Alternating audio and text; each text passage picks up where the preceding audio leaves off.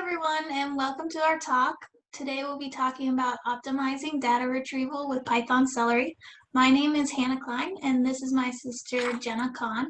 And we both are actually UI developers, but we have a lot of experience with the backend and use Python to optimize our user experience. So just a little introduction about us first, and then we'll skip right into the problem. Right now in this world, there's so much data, and people and technology is increasing all the time, and people are expecting and demanding an even better user experience, an even faster user experience. And how do we as developers keep up with those expectations? So that's the problem, and we're going to talk about some possible solutions for optimizing data because there is a lot of them. And then we're finally going to talk about our solution, which is creating a task manager and specifically using Python Celery, and how we hope that will help your applications in the future.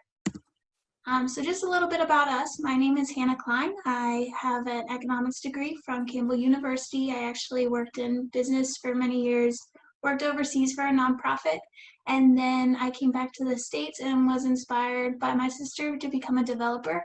So I entered into a full stack fellowship called Project Shift in Durham, North Carolina, and after that I got my first job at Visimo, which is where I currently work. I'm a front-end developer, but since we're a small company, I'm lucky enough to work full stack. We use Django and Python on the back end, and then a React front end. So I'm Jenna, and I graduated with a math and computer science degree from Westminster College in Pennsylvania, and then started a job where I was able to rotate between different offices to kind of figure out where my interests lied most and where I best fit. So I ended up doing a rotation with a user experience, user interface team, and I fell in love with that type of development. I never expected it, but it was really something that I liked a lot. And so now, almost 7 years later, I'm currently a UI team lead for a group of full stack engineers that develop a suite of web apps specializing in visualization. And we use Python for the middleware and REST APIs exclusively. And we also, a quick note that might come in handy is we don't own any of the data that we visualize. So we're constrained by the what other teams have given us. And they don't have the same leadership or budget, so it sometimes can be tricky. So just a little bit of background about the project. When do you use data? We're using data all the time, mostly for decision making, but for everything. You have to think about cost of things. You have to think about what your preferences are before you decide to eat anything or online shop or look at budgeting. So as users, we expect more and more out of the internet and out of websites. We have it in the palm of our hands. We can use it anytime we want. So we expect a lot more. We expect websites to be easy to navigate, have good user experience, but then also be quick and use a lot of data to drive decision making.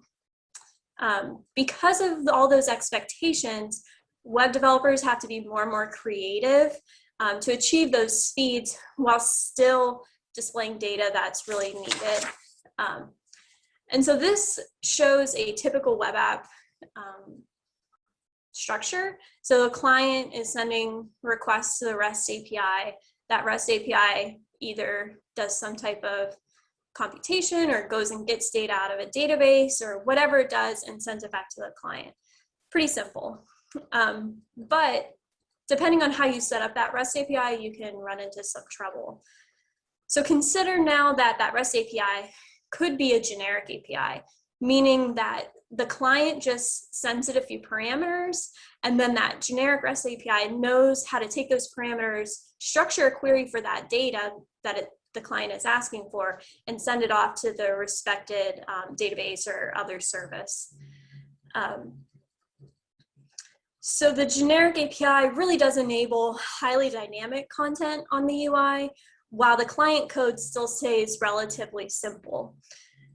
So it's And then it's also pretty easy to scale because you can just add new instances of the generic API and a load balancer in front of it, and the client just calls the load balancer, and that takes care of distributing load across the different instances.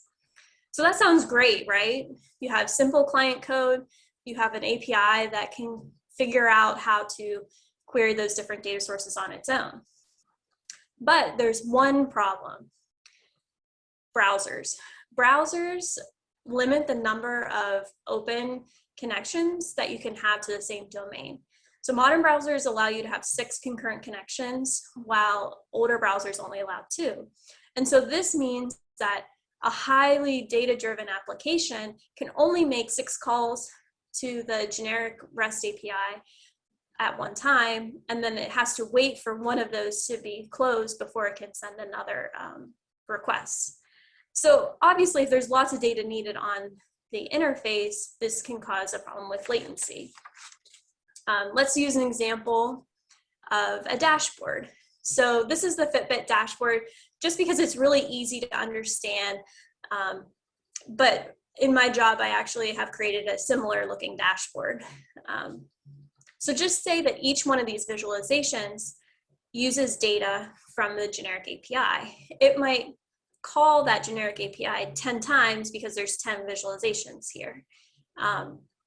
If you use a generic API, then you can't do all 10 connections at one time. It's only going to do 6 at first, say the top 2 rows here.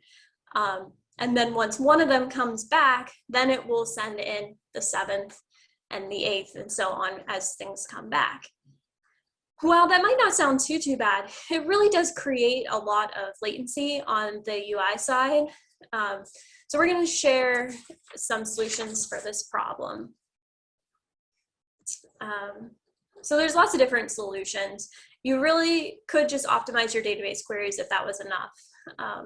You could say, let's get this query coming back in this amount of time period, and then it won't be as much latency. Sure, that'll work, but it won't work for every situation, and it really might not make that much of a difference depending on what your queries are doing. You could batch queries together. So you could say, take 3 of those visualizations from the previous slide, see what data they need, and send all 3 of them back to the generic API at a time so that you can get more data back in one connection. That could work, but it really defeats the purpose of the generic API, and it creates a lot more logic on the front end, on the client code, to get the same results. Or we could make more specialized APIs. We could use microservices. That's super popular right now to create small individual services for each type of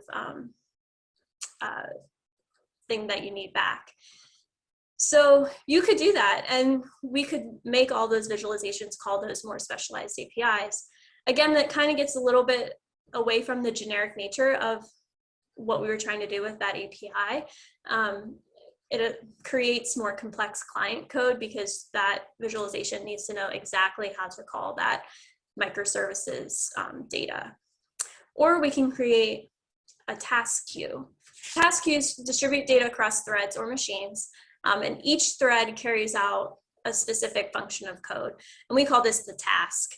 And then as tasks come in, they're put on the queue, and as they are able to be worked, they're popped off and given to workers which complete that function of code. So a REST call comes in, it sits on the queue until there's a worker available to work that task. It's popped off, and then an async ID is sent back saying, we're working your task, this is how you get the results back.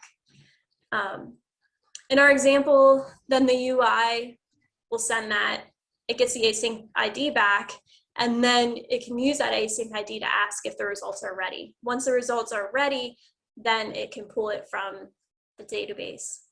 So there's lots of different task queues that you can use. You can use RabbitMQ, you can use Beanstalk, or you can use Celery, which is the one that we're going to talk about today. So Python Celery is a simple task queue that requires no configuration files. If you're just setting up the task queue, it probably took me about 2 minutes. The snippet of code below is just from the tutorial, and I had it up and running. You can manage tasks across a single machine or multiple machines. It's really easy to integrate with different frameworks. Our example today will be with Django because that's what I have experience from work with. And it has a very active community, so when I did get stuck on creating the example, I could just do a quick Google search and was able to find answers. So that's really important when you're thinking about integrating it into your stack. And then at the top, we just put a couple companies that are very popular that also use Celery. Udemy, Triviago, Accenture all use Celery. So there's an active community. And then just a little bit more about the code snippet below, how easy it was to set up. I just gave it a name and then I added a backend. So that's where I'll be saving all my task queues. And the broker is the message broker. And we used Redis, which was very easy, just set up a Docker container, but you could use many different ones. The one Python Celery suggests is RabbitMD. And then this is just an example again of how it would work. So the user would send a request to the REST API asking it to complete a task. That task would be sent to the message broker, and the message broker would immediately send back an ID of where the web browser could then find the results or find the status of that task, and the task would go directly onto the queue with the Celery workers, and the Celery workers would then complete the task and then send it back to be saved in the database when it's complete. So this is just the full cycle. So once it has the ID, the web browser would then ask for the status, the REST API for the status, the REST API would ask the message broker, what's the status? Is it, there's 3 status options: pending, successful, or failure. So if the web browser received a pending, then you could then recall that after a few seconds and ask again. Or if it was a success, then you could go ahead and send another request to get your data, and it would be sent back very quickly. This is a video of an interface I created.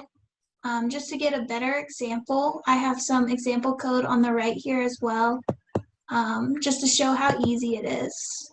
So this is just a movie database. I used the movie database API. It's actually a project I started in Project Shift.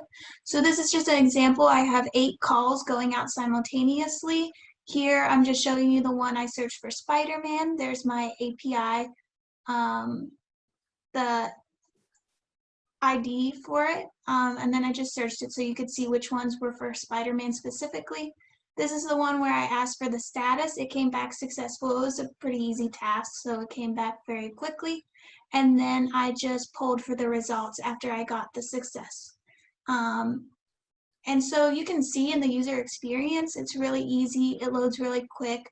Of course, this isn't a great example because it's such an easy task that it wasn't hard. But if, say, your database query took more like 30 seconds, you would definitely see the difference in the user experience, that you could see all 7 loading at once instead of just 6 waiting for the one to come back.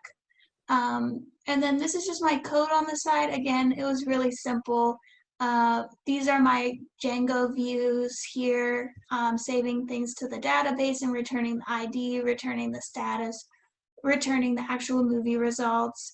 And then this is the task I called. Again, I was just using the movie database and searching for the different names you see at the top here.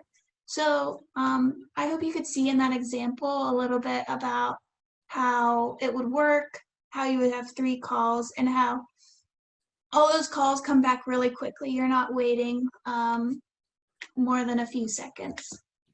And then next slide. So now we can come back to the dashboard example. And with the Celery task queue in place, you can understand how, instead of just the first 2 rows of visualizations asking for data first, actually all of these would almost ask out instantaneously, since the async IDs come back really fast for the first 6. And then we just wait while the UI pulls in time increments to see when the data is ready. This sometimes will create a faster user experience. Sometimes it might not necessarily create in time a faster experience, but it creates a perception of a quicker experience just because you're seeing data come back in increments instead of waiting for a long time for, like in this example, the last 4 visualizations to come back. So it definitely creates that illusion of a better user experience if it doesn't actually create a quicker time. So that's the main part of our talk. There are some additional things about Celery we wanted to bring up. There's lots of additional configuration available. So straight out of the box is typically enough for any type of example that you need to use it for. But there are things that you can add, such as adding priority to tasks or setting different types of constraints where only a certain number of specific tasks are able to be done at a certain time or something like that. You can also schedule tasks for different times. So say you want your application would need a task to run at 3 o'clock every day. You could set one to run at 3 o'clock every day. No problem. The Celery workers can be spread across multiple machines. So it's pretty easy to scale with minimal setup. So if you have 2 servers that you want to have Celery workers on, you can set that up, have 10 or 20 on each server. And then if that isn't enough, you can then go and set up another server in the exact same way and just add an additional 10 workers or whatever you need. So pretty easy scaling there. You can also enable caching if you want to. So one of the things that we added after we implemented the initial task queue was that we were doing a lot of repetitive queries. And so it was still going out every time to the database or to the other service to go get that data. And instead of doing that, we were able to set up a Redis cache that the worker looked in first to see, is this data available? And if it was available in the Redis, then it just sent that data back. If it wasn't, then it went out to the actual database.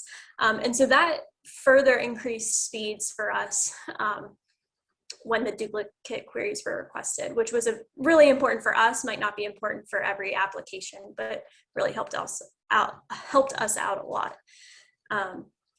So yeah, I'm hoping that from this you can really see how you can increase user experience just by using a task queue or enabling a little bit of better data querying. So thanks for coming to our talk, and we really look forward to hearing from you. Thank you.